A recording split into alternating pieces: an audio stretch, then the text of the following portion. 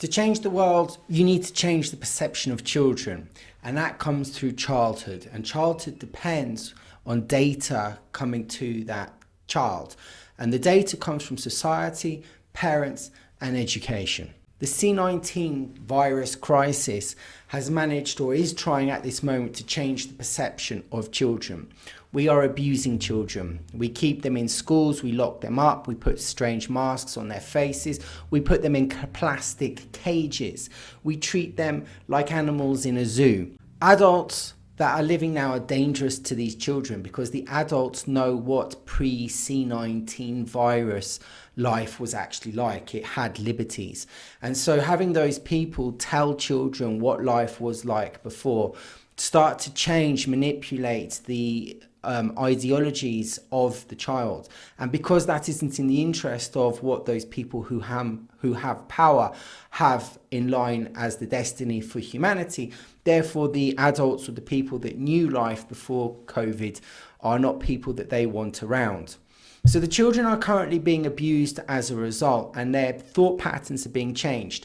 The experiences that they have as children will create thought patterns, will create behavior modification. That behavior modification will change the way that those children see the world, and it will change the way that they vote. It will change the way that how they want society. And when those children grow up, they will be in control of society, they will dominate society, and then they will transform the society to what it is that they want based on the experiences and the data input that they had as a child. So this is how COVID is going to work. COVID is here to make behavioral changes in 15, 20 years time for the people that then can vote, the people that then can come into power. What's this got to do with Mars? Well, a child that's born into COVID is going to be like a child that's born on a space station or born on Mars. They will only know those experiences that they've had, and those experiences will change them. So there are two levels to this. The children that are born into these new situations, whilst the adults that lived before currently are still alive.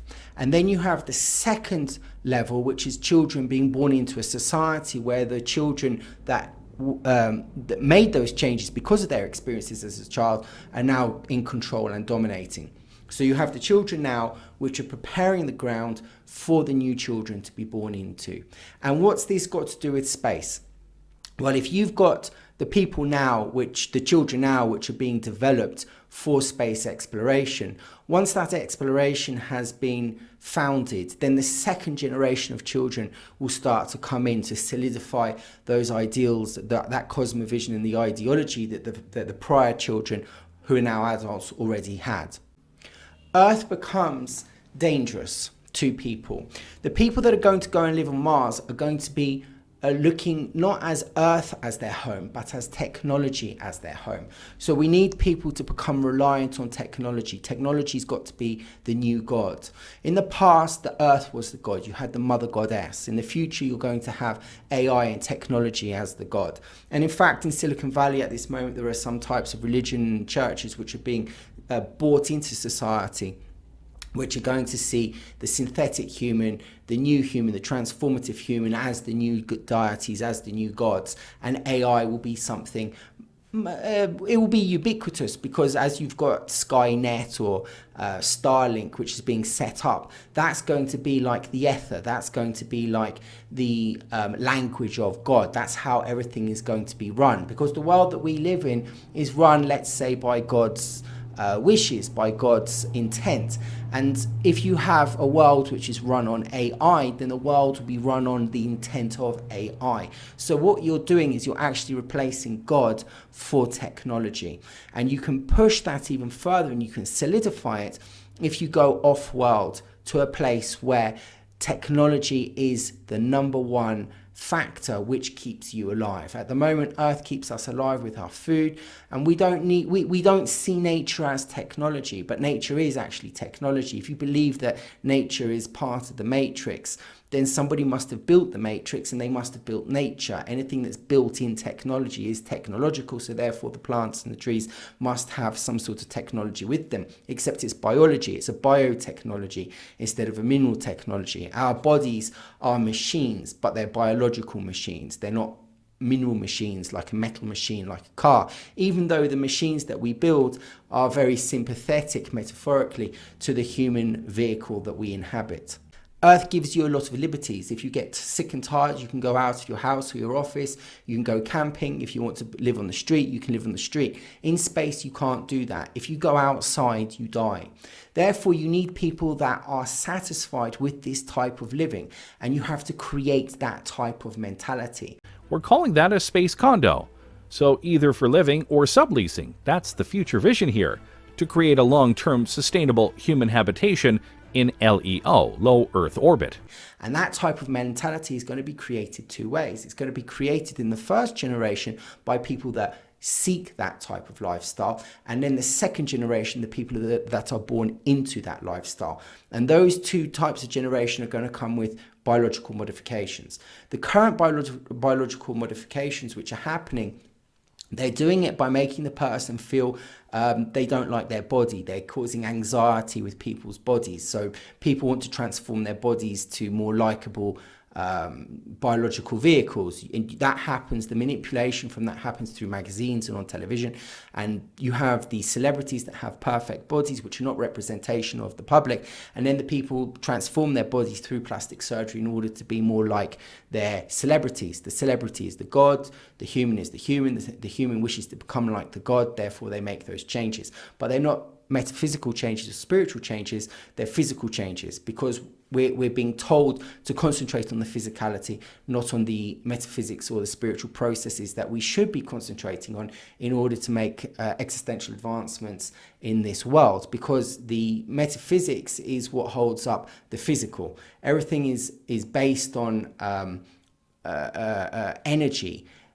Physical matter is like dead energy. So what we're trained to do as humans is to concentrate on the illusion. Matter is an illusion. We concentrate on the illusion to think that it's real, not to think of what is going on that's making our perceived reality as real.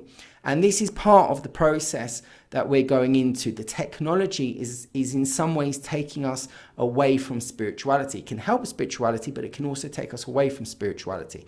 And the way that the technology is being controlled and used, it's being there to misdirect humans away from a harmonious destiny that he could have.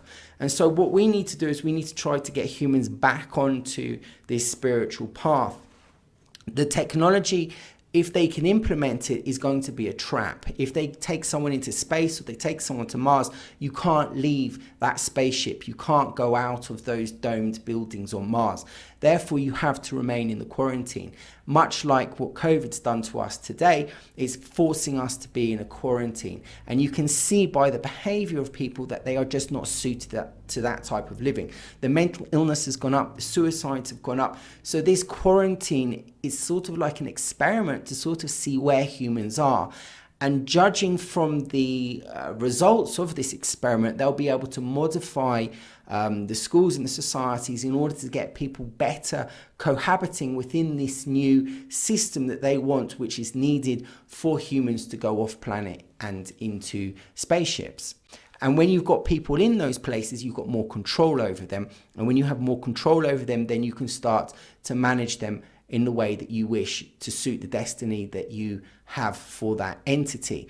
It will also cause biological changes because the ambient and the surroundings are so different. The human body, which is made for Earth, is no longer in an Earth situation. Therefore, it would be rational and logical to change the human body to suit those new environments. These first colonists are vital to understand if humanity can truly live on Mars and survive there long term, which is a key aspect of this whole venture. Elon Musk intends to have a livable base, generators that will run off various power sources on Mars to ensure they don't run out of power, and more. So they'll at the very least be able to last the first 9 months, barring something unfortunate, of course. Then once that's all taken care of, they'll fly back to Earth and be put under immediate observation. They'll be tested to see how their bodies have reacted to the Mars gravity and climate. See if there are any illnesses that can be detected. Are they malnourished or anything of the like? All this data helps both Musk and other space science institutions because that's data they honestly don't have right now, and it can influence any further missions to Mars. And to say that, you shouldn't change the human body to suit those new environments doesn't actually work, because nature does make modifications to the human body. Some people believe in evolution, some people don't. If you believe in evolution, then you believe that the human body changes, so why not make changes with technology? If you don't believe in evolution, you can still say that the human body does evolve. It's called positive evolution, and it evolves to some aspects of the surroundings that people live in. For instance, if you live in a place that has very little oxygen because you live high up in a mountain, then the generations that come through that process of living on the mountain will then modify the human vehicle in order for people to adapt better to live in those circumstances. You cannot have people that are unhappy living in space stations and domes. You can't have terrorism, you can't have disorder, you can't have anarchy.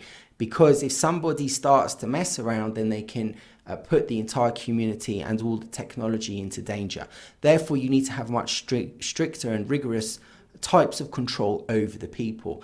And so the Earth is the preparation for this outward bound journey. If you want to go out of Earth, then you need to get the people to rely on technology, and you need to get them to behave and be in a certain way which is coherent and harmonious to what it is that you're living on, which is going to be this technology. Technology is dead. Technology is nihilistic. It's not alive. It's not sentient. The idea that if you can create technology which is extremely advanced, can therefore take consciousness, is a different type of philosophy, but it just doesn't happen to be my type of philosophy. I think that consciousness can go into any type of technology if the technology is advanced enough. For instance, like like a human biology, the spirit can attach itself in some way to that body, and I don't see why there wouldn't be any difference in a spirit attaching itself to a mineral technology. In fact, how much of your biological body could you change to technology? What you could do is just take your brain out and put it into a vat, and then make mineral technology, metal technology, be controllable by the brain. So in fact, you just have a technological body and just a biological brain. But even now, they're starting to synthesize the brain. They're trying to make a synthetic human, and they're trying to put mineral technology into the brain so that the brain becomes part human, part technological. So we're seeing this big transformation happening. Technology is going to be the impetus that creates the new human. If that is the case, then you need to have a reason to elicit that new technology. And if you're living off planet, then that necessity becomes a need. And you therefore need to put the human into that technology, because the Earth technology no longer is useful for this new transhuman person. The Martian, or the people that live in the colonies, or the people that are going to live on Mars colonies or in space, they're going to be highly educated people. And those people are going to have been trained on Earth to go there. And because the planet and their surroundings are hostile to them, they'll depend on technology as we humans depend on Earth. And you're going to get a very different type of character, a very different type of existential philosophy emanating from those different needs for life. As humans have all depended on God and Earth, the new human will depend on technology as his new God. Truly, they will see themselves having taken on godlike capacities to live outside the realm that God designated for humans. If ever someone has left the Garden of Eden, it will be the Martians. The laws on Earth will be far away. The needs in those different places will be very different. The people there will be an elite. They will be the elite of Earth's brains. All the best will just disappear to those colonies. Eventually, they'll do what they want, especially if they become powerful, and they will break away. Mars will become a breakaway civilization. And this isn't the first time it's happened. It always happens. America took itself away, broke away from the United Kingdom, as is Australia at the moment, as did Canada. Africa got itself back. different parts of the world, like India, have all taken themselves back. They've all broken away from the civilization which was implanted over their civilization. The civilizations which have gone to other countries always eventually break away. And in the case of America, they break away and they become more powerful than their predecessors. So if you like, America is England 2.0.